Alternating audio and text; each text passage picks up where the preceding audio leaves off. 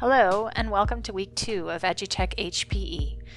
This week, as we start to build our online websites and begin discussion on our asynchronous discussion board, I'd like to talk about social presence online.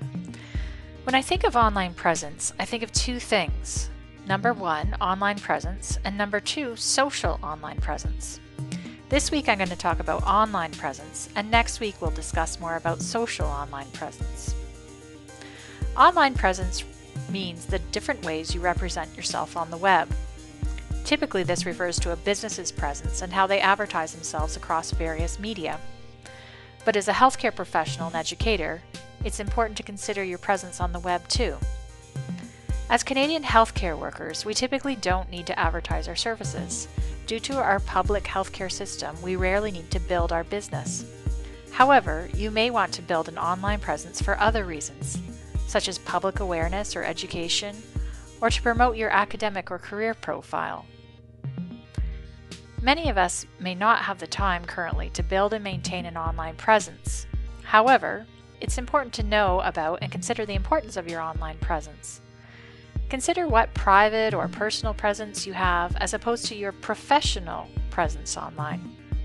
Even without building anything on the web, you may already have an online presence without knowing it. Take, for example, the Rate Your MD websites. Even without developing an online presence, one might have been created for you. Try Googling yourself. Is the first thing that comes up what you want?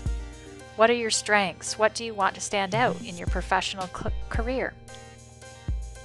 So, if you decide to build an online presence, what should you consider? First, consider your goals. What do you want your patients, colleagues, and trainees to know about you, your services, or your passion? For example, healthcare promotion. Create a realistic plan to create this.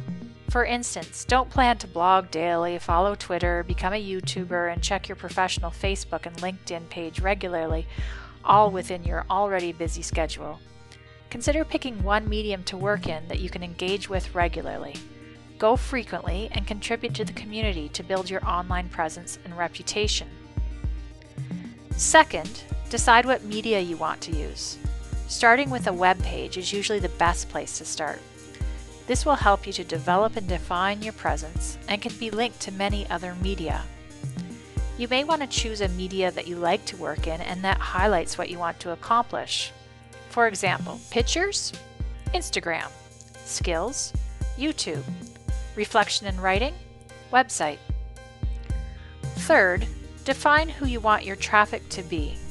Do you want access to what you've created to be open or closed?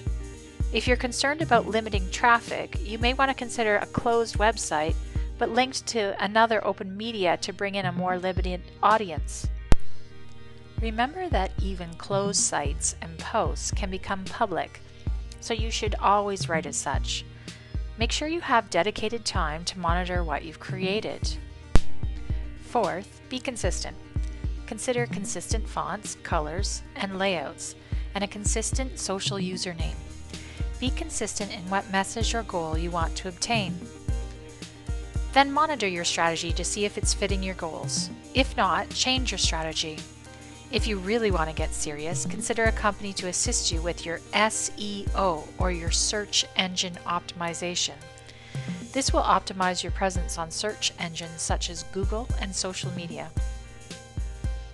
Next week we'll talk more about social presence online, but before that, please watch the 2 videos I have posted here on our YouTube channel, namely, The Machine is Using Us by Michael Welsh and Look Up by Gary Turk.